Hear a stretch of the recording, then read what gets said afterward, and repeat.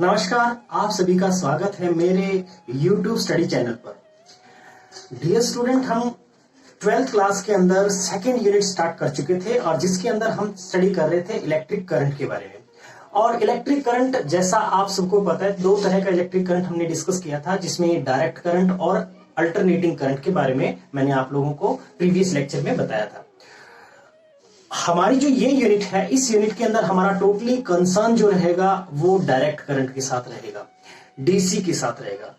और मैंने आपको ये भी बताया था कि डीसी करंट सोर्स जो होते हैं उनका अगर हम बात करें तो डीसी सोर्स जो हैं वो कौन कौन से हैं, बैटरी सेल्स हो गए हमारे, ठीक है। हम उनके बारे में डिस्कस करेंगे। जो हमारे घर में इलेक्ट्रिसिटी है, करंट जो है, जो जिसको हम कह सकते हैं अल्टरनेटिंग करंट, उसके बारे में अभी हम डिस्कस नहीं कर रहे हैं। उनकी एक अलग से यूनिट है अपने पास, अल्टरनेटिंग करंट, उसके अंदर हम उनको डिस्कस करेंगे। So dear student, without wasting any time हम चलते हैं अपने टॉपिक पे। हमारा आज का जो टॉपिक है वो है ईएमएफ एंड पोटेंशियल डिफरेंस। सबसे पहले तो आपको यहां पे मैं ये बता देता हूं कि किसी भी करंट को फ्लो करने के लिए जरूरी है कि दो टर्मिनल्स के बीच में पोटेंशियल डिफरेंस हो। अगर पोटेंशियल डिफरेंस नहीं होगा तो करंट भी फ्लो नहीं करेगा। जैसे कि मैं ये कहूं कि मेरे पास में ये एक वायर है और इस वायर में ए पॉइंट से बी पॉइंट तक अगर करंट फ्लो करे, ए से बी की तरफ करंट फ्लो करे, ऐसा तब पॉसिबल है जब यहां का पोटेंशियल डिफरेंस, इनके बीच का जो पोटेंशियल डिफरेंस है वो नॉन जीरो हो, तभी ऐसा हो सकता है।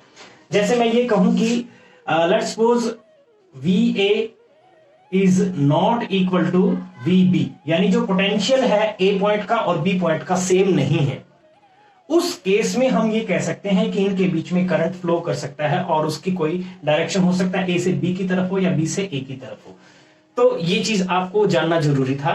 तो हम पहले पोटेंशियल और पोटेंशियल डिफरेंस के बारे में स्टडी करते हैं, फिर हम बात करेंगे ईएमएफ के बारे में। तो सबसे पहले हम बात कर लेते हैं electric potential. So electric potential हमारे लिए एक इंपॉर्टेंट कंसेप्ट है, 10th में भी हमने स्टडी किया है, तो आज इसको दोबारा से स्टडी करते हैं। इलेक्ट्रिक पोटेंशियल का हमारा यह मतलब है, it is defined as the work done per unit charge, ठीक है। It is defined as the work done per unit charge. अभी मैं इसकी जो इलेक्ट्रोस्टैटिक पोटेंशियल की डेफिनेशन थी उस पे नहीं जा रहा हूं, सिर्फ एक बार इसको आप इतना ध्यान रखिए कि work done per unit charge को हम इलेक्ट्रिक पोटेंशियल बोलते हैं, ठीक है। So according to definition, potential W is equals V equals to W divide by Q। So work done per unit charge मैंने बोला है, इसकी यूनिट क्या हो जाएगी, मेजर्ड इन जूल पर कुलाम, और इसकी रियल जो होती है वो है वोल्ट, ठीक है। जूल पर कुलाम या फिर वोल्ट, हम इसको कह सकते हैं, मेजर करते हैं इलेक्ट्रिक पोटेंशियल को। अब देखिए इलेक्ट्रिक पोटेंशियल डिफरेंस क्या होता है, इलेक्ट्रिक पोटेंशियल डिफरेंस क्या होता है। जैसे आपने इलेक्ट्रोस्टैटिक में स्टडी किया था वही चीज है, एक चार्ज है, उसके फील्ड के अंदर अगर हम किसी यूनिट चार्ज को एक पर्टिकुलर पॉइंट ए पे लेके आते हैं, दूसरे चार्ज को या फिर उसी यूनिट चार्ज को हम बी पॉइंट पे अगर लेके आए, तो इन दोनों पॉइंट के जो पोटेंशियल बनेंगे उनका डिफरेंस ही पोटेंशियल डिफरेंस कहलाता है। लेकिन हम बात कर रहे हैं इलेक्ट्रिक करंट का, तो इलेक्ट्रिक करंट के अंदर जनरली आपको पता, वहां एक हमारे पास कंडक्टर होगा और कंडक्टर के अंदर इलेक्ट्रिसिटी हो या फिर करंट फ्लो करे, इसके लिए कंपल्सन क्या है, that there must be some potential difference. और वो पोटेंशियल डिफरेंस, जैसे ए पॉइंट के ऊपर कुछ पोटेंशियल है और बी पॉइंट पे कुछ पोटेंशियल है, तो उन दोनों का जो डिफरेंस है वो ही उसको फोर्स करेगा कि करंट वहां पे फ्लो हो। करंट जो होता है, जिसको हम यहाँ पे कन्वेंशनल करंट कहेंगे, यानी जो करंट जो है, हम जिसको हम कह सकते हैं कि एक बैटरी अगर हम यहाँ सेटअप करें, जैसे आपने 10th में पढ़ा भी है अभी तक, ये मान लिया एक रेजिस्टेंस मैंने लगा दिया, ये और ये जो टर्मिनल है इसको हम कहेंगे हायर पोटेंशियल, हाई पोटेंशियल, ठीक है। इसको हम नाम देते हैं हाई पोटेंशियल, और ये जो टर्मिनल है इसको बोलते हैं लो पोटेंशियल, ओके। सो हाई पोटेंशियल और लो पोटेंशियल। बैटरी के अंदर अगर हम ये कहें कि ये जो बैटरी है ये करंट कैसे फ्लो करवाएगी, from high potential to low potential. जो हमारा कन्वेंशनल करंट है वो पॉजिटिव चार्ज से नेगेटिव टर्मिनल की तरफ जाता है, पॉजिटिव टर्मिनल से नेगेटिव टर्मिनल की तरफ जाता है एक्सटर्नल सर्किट के अंदर, ठीक है, तो हम ये कह सकते हैं हाई पोटेंशियल से लो पोटेंशियल की तरफ करंट फ्लो होता है। तो इलेक्ट्रिक पोटेंशियल, अब मैं ये कह रहा हूं कि इस कंडक्टर, ये जो हमारा रेजिस्टेंस है, सपोज करो यहां कुछ रेजिस्टेंस आर है, इस रेजिस्टेंस के अक्रॉस करंट फ्लो करे, इसके लिए क्या जरूरी है? जरूरी ये है कि इसके जो दो टर्मिनल है, से P एंड Q, ये दो टर्मिनल है, इन दोनों टर्मिनल का कुछ ना कुछ पोटेंशियल डिफरेंस होना चाहिए। नॉन जीरो पोटेंशियल डिफरेंस होगा तभी इसी के अंदर से करंट फ्लो करेगा। और ये पोटेंशियल डिफरेंस P पॉइंट और Q पॉइंट के ऊपर पोटेंशियल डिफरेंस कौन क्रिएट कर रहा है? वो हमारी बैटरी क्रिएट कर रही है। ध्यान रहे, बहुत सारे स्टूडेंट ये सोच बैठते हैं कि बैटरी या सेल जो है हमें करंट प्रोवाइड कर रहा है। नहीं, बैटरी या सेल जो है कभी भी करंट प्रोवाइड नहीं करते, वो एक कंडीशन जनरेट करते हैं कि करंट फ्लो करे। ठीक है, और वो कंडीशन कैसे जनरेट करते हैं? एक्चुअल में वो दो टर्मिनल के बीच में पोटेंशियल डिफरेंस क्रिएट करते हैं, जिसके चलते वहां करंट फ्लो होता है। ठीक है, तो यहां P और Q पॉइंट के ऊपर पोटेंशियल डिफरेंस किसने क्रिएट किया? बैटरी ने। तो अब पोटेंशियल डिफरेंस भी वोल्ट में ही मेजर किया जाता है, और पोटेंशियल डिफरेंस अभी आपको समझ में आ गया, दो पॉइंट के पोटेंशियल का डिफरेंस ही पोटेंशियल डिफरेंस कहलाता है। ठीक है, तो बात कर लेते हैं ईएमएफ के बारे में। ईएमएफ क्या होता है? सिमिलैरिटी में हम अगर बात करें, ईएमएफ भी वोल्ट में ही मेजर की जाती है, लेकिन ईएमएफ और पोटेंशियल में कुछ डिफरेंस है, उसको हम समझ लेते हैं। सबसे पहले तो पोटेंशियल हम कहें किसको? यही सर्किट को हम समझते हैं, इस सर्किट को समझते हैं। इस सर्किट के अंदर आपने देखा कि एक रेजिस्टेंस मैंने कनेक्ट कर रखा है और उसको एक बैटरी की हेल्प से कनेक्ट कर रखा है। ठीक है, अभी इसमें मैंने क्या किया कि यहां जो ये बैटरी है, इसमें पोटेंशियल जा रहा है, V वोल्ट की बैटरी है। आपने 10th क्लास में स्टडी किया कि जितना वोल्टेज आपने बैटरी से कनेक्ट किया, यहां बीच में कोई और रेजिस्टेंस आप लोगों को। तो इलेक्ट्रोमोटिव फोर्स जो है हम कैसे डिफाइन कर सकते हैं और ये क्या है? मैं आपको इसकी डेफिनेशन पे जाने से पहले आपको थोड़ा सा इसका कंसेप्ट बता देता हूं। इलेक्ट्रोमोटिव फोर्स क्या है और इसको कैसे हम समझते हैं। देखिए, आपने अभी तक क्या स्टडी किया था कि जो बैटरी है उसका जो पोटेंशियल हमने लिया था V लिया था। 10th क्लास तक आपने यही स्टडी किया है। यहां जो पोटेंशियल है V से रिप्रेजेंट किया था आपने, और वो V वोल्ट जो है इसके अक्रॉस, यानी यहां जो रेजिस्टेंस हमने कनेक्ट किया है उसके अक्रॉस में ड्रॉप हो रहा था। वो बिल्कुल आइडियल केस हम लेके चले थे कि जितना पोटेंशियल यहां है उतना ही पोटेंशियल यहां ड्रॉप हो गया, लेकिन ऐसा प्रैक्टिकली नहीं होता है, क्योंकि हमें पता है कि जो ये सेल या बैटरी हमने कनेक्ट किया है इसका खुद का भी अपना एक रेजिस्टेंस होता है, जिसको हम बोलते हैं इंटरनल रेजिस्टेंस। वो इंटरनल रेजिस्टेंस के अक्रॉस कुछ ना कुछ पोटेंशियल जरूर ड्रॉप होगा। ठीक है, उसको हम यूज नहीं कर रहे थे 10th क्लास तक, लेकिन अब हमें यूज करना पड़ेगा। तो यानी कहने का मतलब ये है कि जो हमारी ईएमएफ है वो एक्चुअल में टोटल कितनी है? E इज इक्वल्स टू जो वोल्टेज यहां ड्रॉप हो रही है दैट इज V, और कुछ वोल्टेज यहां इंटरनल रेजिस्टेंस है स्मॉल r। स्मॉल r हमारे यहां क्या है? Internal resistance. इंटरनल रेजिस्टेंस, इसके अक्रॉस भी कुछ ना कुछ करंट ड्रॉप, वोल्टेज ड्रॉप की I इंटू स्मॉल r। सो ये हमारा क्या हो जाएगा? EMF। इसको हम EMF बोलेंगे। ठीक है, EMF stand for electromotive force. Force word जरूर आ रहा है, but it is not a force. यानी एक्चुअल में हो क्या रहा है, बैटरी कितना वर्क डन कर रही है किसी यूनिट चार्ज को। ये कह सकते हैं कि लोअर पोटेंशियल, हमारा लोअर पोटेंशियल नेगेटिव है, लोअर पोटेंशियल से उठा करके यूनिट पॉजिटिव चार्ज को लोअर पोटेंशियल से उठा करके अगेंस्ट दी, एक किस्म से फोर्स यहां लग रहा होगा, पॉजिटिव टर्मिनल है, ये पॉजिटिव चार्ज के अगेंस्ट हम लेके आएंगे इस पॉजिटिव चार्ज को। तो वो बैटरी ने जो वर्क डन किया है वो वर्क डन ही हमारा क्या है? इलेक्ट्रोमोटिव फोर्स हो गया।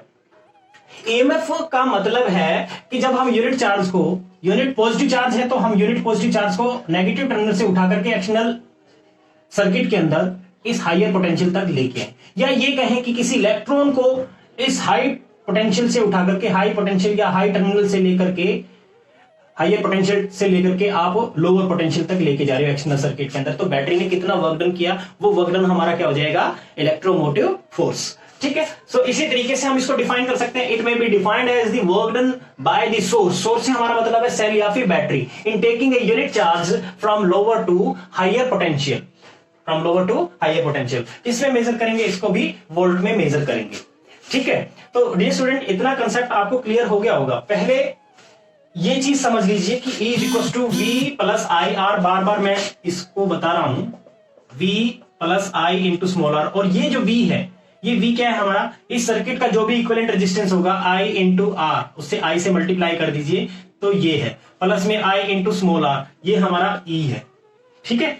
या इसको आप चाहो तो I into R plus small R इस तरीके से भी लिख सकते हो। ये हमारा इलेक्ट्रोमोटिव फोर्स यानी ईएमएफ है। तो अब हमारे इस चैप्टर के अंदर जहां कहीं पे भी बैटरी की बात आएगी तो उसके ईएमएफ का कंसेप्ट हम लेके चलेंगे, क्योंकि उसका खुद का इंटरनल रेजिस्टेंस है। तो इंटरनल रेजिस्टेंस के बारे में भी हम डिस्कस करेंगे, वो क्या चीज है। अब ईएमएफ और जो पोटेंशियल डिफरेंस है, इनके बीच का डिफरेंस भी मैं आपको थोड़ा सा बता देता हूं।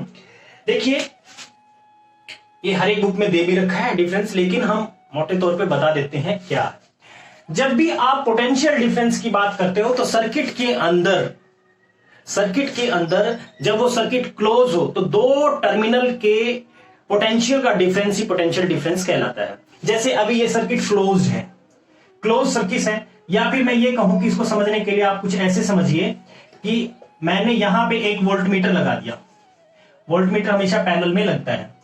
अब आपने क्या किया, एक यहां पे मैंने स्विच यूज कर दिया और इस स्विच को मैंने अभी क्लोज कर रखा है।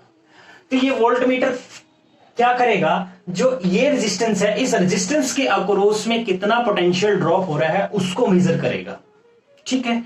और अगर मैं ये ओपन कर दूं, यानी अब सर्किट आपने ये क्या कर दिया, यहां से डिस्कनेक्टेड है, यहां कोई करंट फ्लो नहीं करेगा, आपने इसको ओपन अगर किया है तो कहने का मतलब अब ये वोल्टमीटर क्या मेजर करेगा, इसका ईएमएफ मेजर करेगा। जो हमारा बैटरी है या सेल है इस सर्किट के अंदर, उसका टोटल ईएमएफ क्या है उसको मेजर करेगा, ठीक है।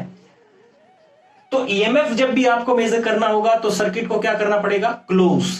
सेल के टर्मिनल हो सकते हैं या फिर बैटरी के दोनों टर्मिनल का जो पोटेंशियल डिफरेंस है उसी को हम कह सकते हैं EMF. When current is not drawn by it, जब उससे कोई करंट जो है ड्रॉ ना हो रहा हो तब उसको हम कहेंगे ईएमएफ। और जब पोटेंशियल डिफरेंस की बात करेंगे तो जब पोटेंशियल डिफरेंस की बात आएगी तो सर्किट क्या होना चाहिए, क्लोज होना चाहिए, या कह सकते हैं कि करंट जो है उसमें से ड्रॉ हो रहा हो, तब ये हमारा जो वोल्टमीटर है इसके अक्रॉस में वोल्टेज को मेजर करेगा। क्लियर है ये पॉइंट, क्योंकि यही कंसेप्ट जो है छोटे छोटे पॉइंट आपके न्यूमेरिकल में प्रॉब्लम बन जाते हैं, क्योंकि हमें यही चीज का कंसेप्ट क्लियर नहीं होता है। तो डिफरेंस पे चलें तो मैंने आपको पहला पॉइंट ये बता दिया, पोटेंशियल डिफरेंस क्या है। पोटेंशियल डिफरेंस एक्चुअल में जब सर्किट हमारा क्लोज हो तो किसी भी दो टर्मिनल के पोटेंशियल का डिफरेंस ही पोटेंशियल डिफरेंस कहलाता है। जबकि ईएमएफ क्या है, ईएमएफ हम ये कह सकते हैं कि it is the maximum potential difference across the terminal of the source, that is cell or battery, when current is not drawn by it। तो ये डेफिनेशन जो आपने लिखी है इसकी बजाय आप ये भी लिख सकते हो, it is the maximum potential difference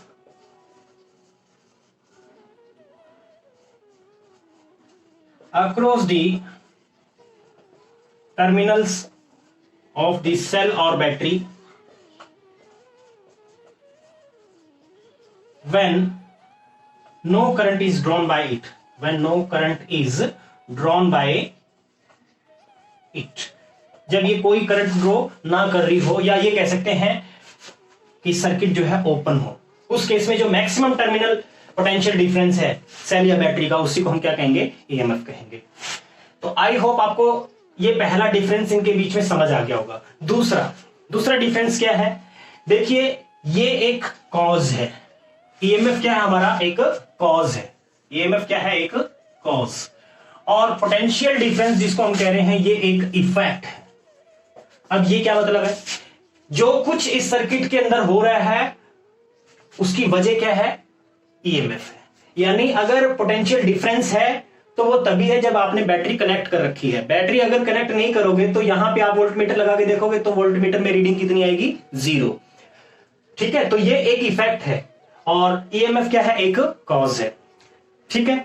और आपको ये भी बता दिया कि ये एक्चुअल में दोनों है क्या। तो और थोड़े बहुत डिफरेंस और है, बुक में आप इनको देखना चाहो देख सकते हो। जो मेजरली मैंने आपको बता दिया है, काफी कुछ इसमें कंप्लीट अपना हो जाता है, ठीक है। तो इसके बारे में अभी हम नेक्स्ट बात कर लेते हैं, इंटरनल रेजिस्टेंस। और इंटरनल रेजिस्टेंस क्या है और वो किन फैक्टर पे डिपेंड करता है अभी हम वो समझ लेते हैं, सो दैट कि आपकी ये पॉइंट्स क्लियर हो जाए। Internal resistance,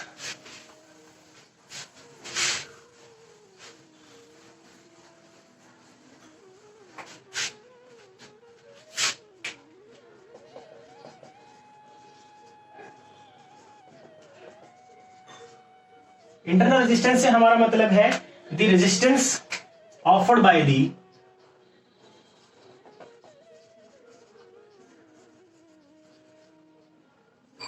resistance offered by the cell और बैटरी।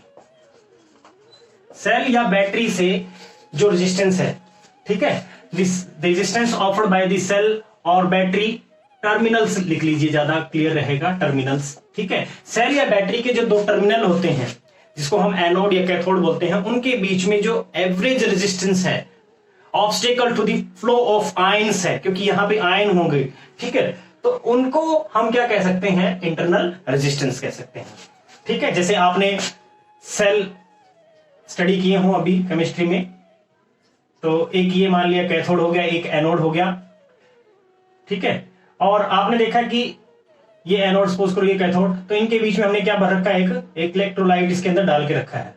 तो आयंस जो है, कुछ आयंस जो है कैथोड की तरफ मूव करेंगे, कुछ आयंस जो है एनोड की तरफ मूवमेंट करेंगे। तो एक्चुअल में उन आयंस के फ्लो में एवरेज ऑब्स्टेकल्स कितनी है, रुकावट कितनी है, हिंड्रेंस कितनी है, उसी को हम क्या कह रहे हैं, इंटरनल रेजिस्टेंस। और ये किन फैक्टर पे डिपेंड करता है, ठीक है, किन किन फैक्टर पे डिपेंड करता है। तो the factors on which it depends, जिन पे ये डिपेंड करता है, सबसे पहले हो गया गैप बिटवीन द इलेक्ट्रोड्स,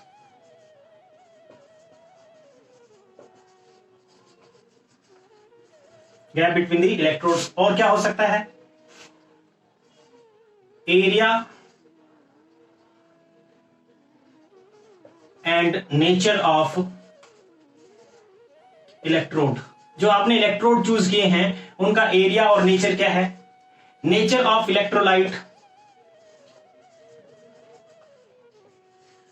जो आपने इलेक्ट्रोलाइट यहां कंसीडर किया है वो क्या है, NaOH का सॉल्यूशन लिया है, HCl का है या H2SO4 का है, क्या है, उसके ऊपर डिपेंड करता है। क्योंकि आपको पता है यहां इलेक्ट्रोलाइट भी कुछ ऐसे होते हैं, कुछ इजीली डिसोसिएट हो जाते हैं, कुछ बहुत टाइम लेते हैं, जिसको हम वीक इलेक्ट्रोलाइट या स्ट्रॉन्ग इलेक्ट्रोलाइट से भी रिप्रेजेंट करते हैं। आप लोगों ने केमिस्ट्री में स्टडी किया है, तो इसीलिए मैंने यहां लिया है nature of electrolyte, gap between the electrodes, area, ठीक है। यहां जो ये इलेक्ट्रोड जो है इनका एरिया कितना होगा, जितना ज्यादा एरिया होगा उतने ही आयन जो है उन पे आ सकते हैं, अटैच हो सकते हैं।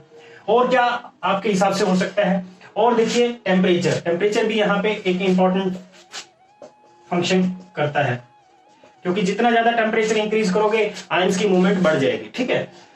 तो ये कुछ फैक्टर्स हैं जिन पे इंटरनल रेजिस्टेंस हमारा डिपेंड करता है। तो डियर स्टूडेंट, हम थोड़ा अपने कंसेप्ट पे चलते हैं, वापस आ जाते हैं। जैसे मैंने आपको बताया था कि E इज इक्वल्स टू क्या होता है, V plus I into small r, या फिर ये स्मॉल r हमारा क्या है, इंटरनल रेजिस्टेंस। इसको हम कैसे निकाल सकते हैं, I into small r is equals to E minus V, और small r is equals to E minus V divide by capital I।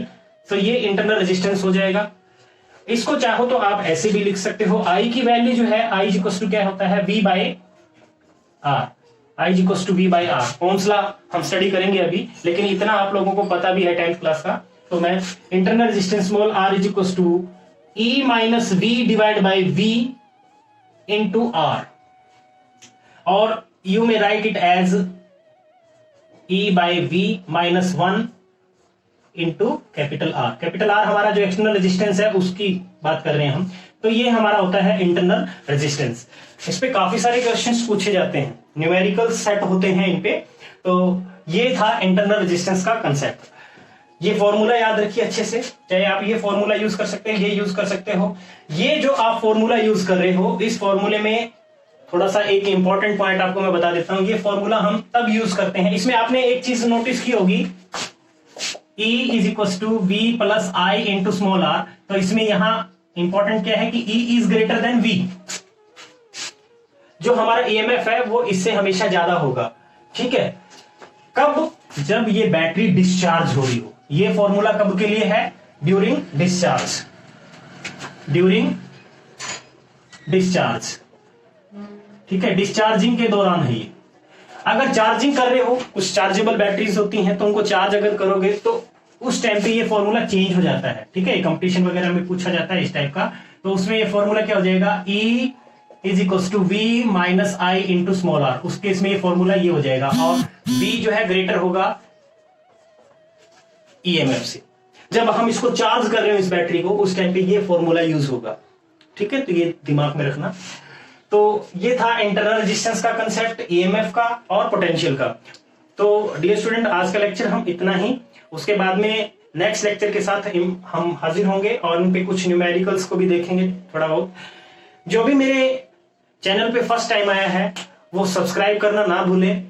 जितनी भी प्लेलिस्ट है, प्लेलिस्ट की 12th क्लास की जो प्लेलिस्ट है उसके अंदर मैंने सारे लेक्चर्स अपलोड कर रखे हैं, इलेक्ट्रोस्टैटिक के भी कंप्लीट, तो वो जाकर के प्रीवियस लेक्चर भी देखे हैं अपने, ठीक है। और जितने भी आपके फ्रेंडशिप सर्कल में, उनको सबको कहिए कि ये चैनल सब्सक्राइब करें। यहाँ पे हम कंप्लीट सिलेबस करेंगे और कोशिश ये रहेगी कि आपके बहुत सारे क्वेश्चंस भी लें। अभी मैं नेक्स्ट लेक्चर से आपको कोशिश ये करूंगा कि हर एक लेक्चर के बाद में लास्ट में आपसे एक क्वेश्चन जो है पूछा करूंगा, और उस क्वेश्चन का आंसर आपको कमेंट करना होगा, ठीक है। उसकी फोटो खींच करके भी आप भेज सकते हो। मैं देखता हूं कितने स्टूडेंट जो है उसको अच्छे से करते हैं। तो थैंक यू मेरे चैनल को सब्सक्राइब करने के लिए। आप लोगों की वजह से मेरा चैनल ग्रो कर रहा है। डियर स्टूडेंट, आपसे रिक्वेस्ट है कि और अपने फ्रेंड्स को जोड़िए। जितने भी आपको लगता है कि लोग अपने चैनल से जुड़ सकते हैं, उनको जोड़िए, ठीक है। Thank you and have a nice day.